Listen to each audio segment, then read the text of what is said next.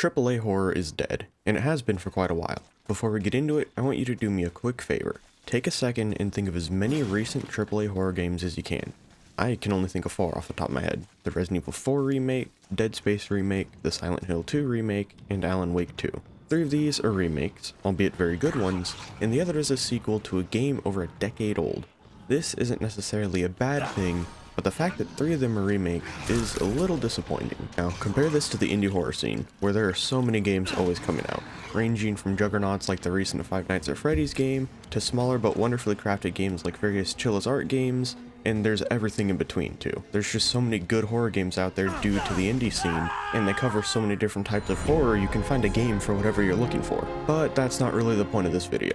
The point is AAA horror. Now, admittedly, when I say AAA horror is dead, that's a bit of an exaggeration. It's not fully dead, there's still AAA horror games coming out. Looking back within the last decade and then some, there were so many incredible and innovative horror games within the 2010s. Outlast, Alien Isolation, Resident Evil 7, The Evil Within, Prey, Fatal Frame, and more. So what happened?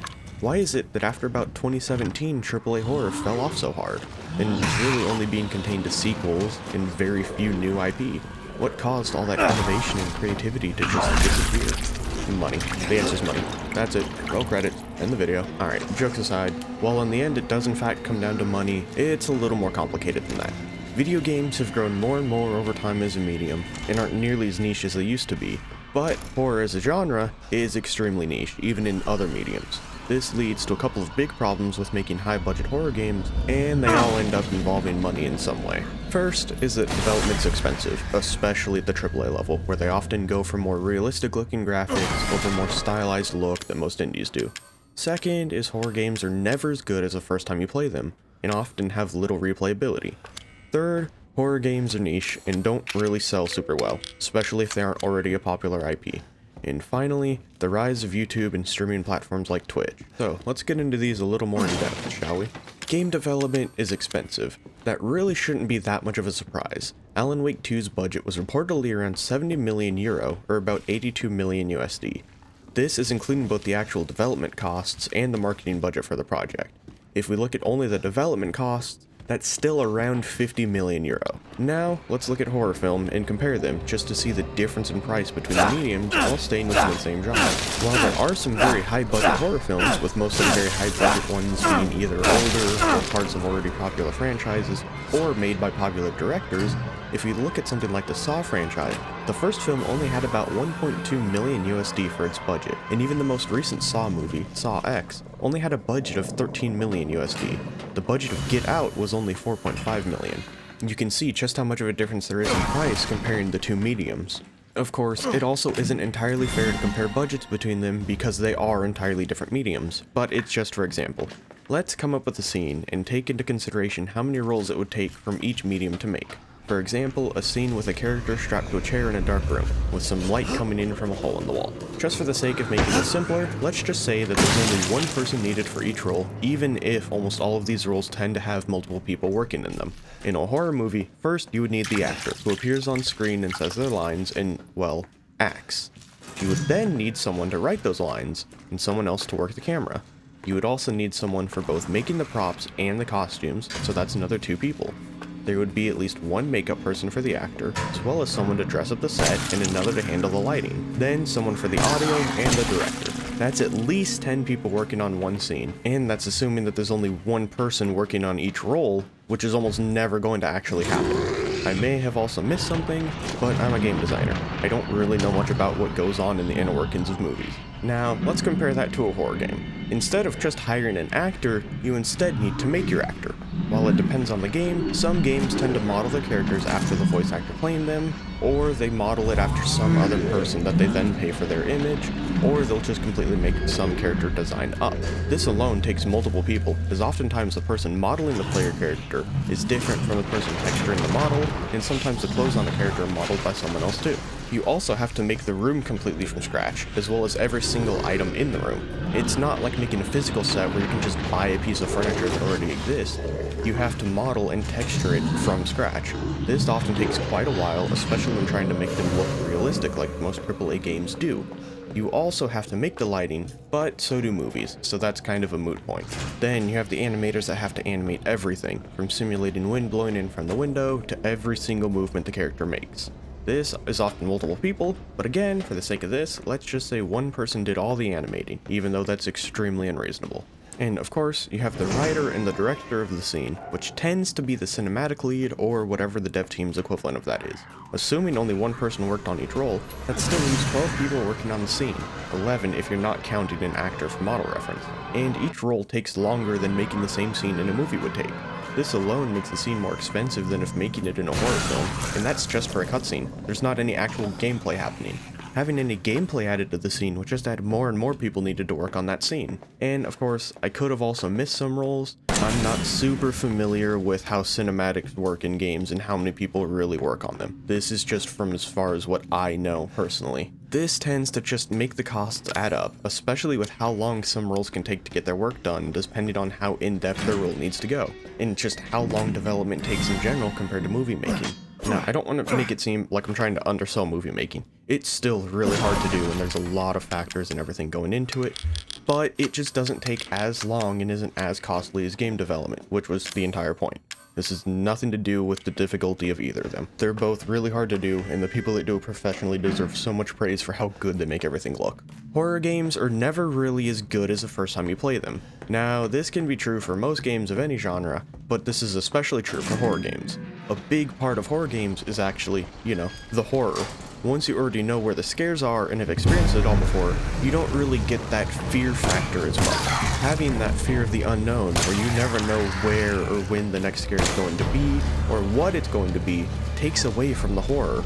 It makes it so that there really isn't that much replayability in the genre, because you're never going to get scared the same way you did the first time. Now, this isn't that big of a deal when it's an indie game where you're paying only a fraction of what you would when compared to a AAA game, but when you're paying $60 to $70 for a horror game, it better be one of the best damn horror experiences for that price. There is also a subset of players that look at games as a price per hour or gameplay investment.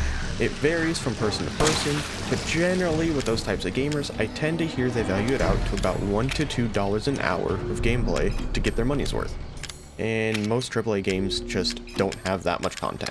There's a lot of people that just can't justify buying a horror game they're only going to play for a couple hours for the price that AAA games run at. Horror games are a massive niche, and while video games aren't nearly as niche as they used to be, that doesn't really spill over into traffic for horror games. Because of the fact that horror games are so niche, there isn't nearly as big of an audience for them as it is for other genres. This alone leads to less sales and makes it even harder for AAA games to make a profit, if they even meet their budget in sales at all. Of course, if a game doesn't meet its profit quota, it's deemed a failure, and publishers and investors don't like that. If a horror game isn't already part of an existing IP, it's going to need to put in that much more effort when compared to an already popular IP. At the beginning of the video, I brought up a couple of horror games, and they were all relating to existing IP. None of those 4 games were brand new. This is all because they wanted to avoid as much risk as possible in making these games in order to make back the money spent on their budget and some profit. The riskier a game is, the less likely it is to make back that money spent, and horror games are one of the riskiest genres of game to make, which is why you see so many of the big budget horror games be either remakes or sequels.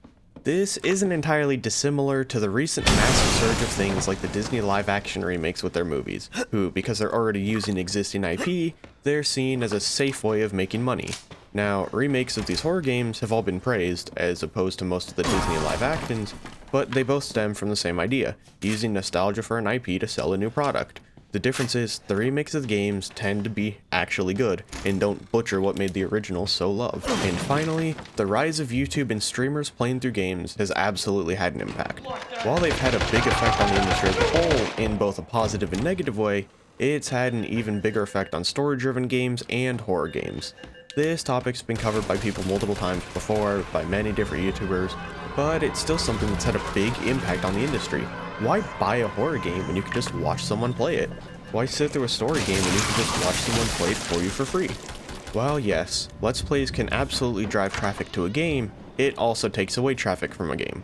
I know I'm guilty of this, both with AAA games and indies.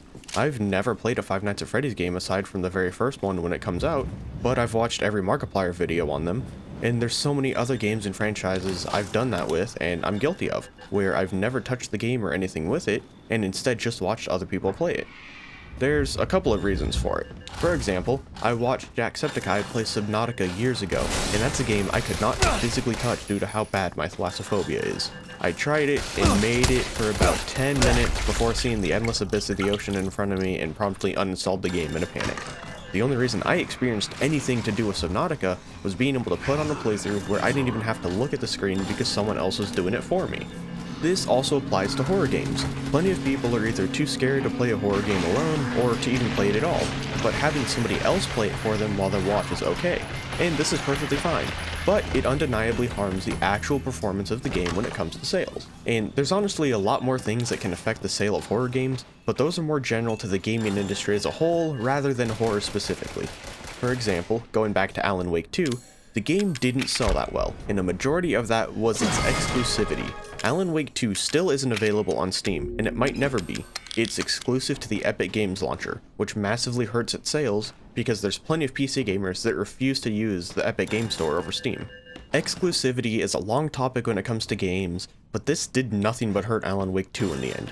While I'm pretty sure it was necessary to make that deal for the budget of the game, it still really ended up hurting the game's performance, and it's a little surprising they went with this route, considering how big the risk of making a sequel to a decently niche horror game over a decade old already is, and they chose to tank its sales with exclusivity like that. In the end, like I said earlier, it all just comes down to money.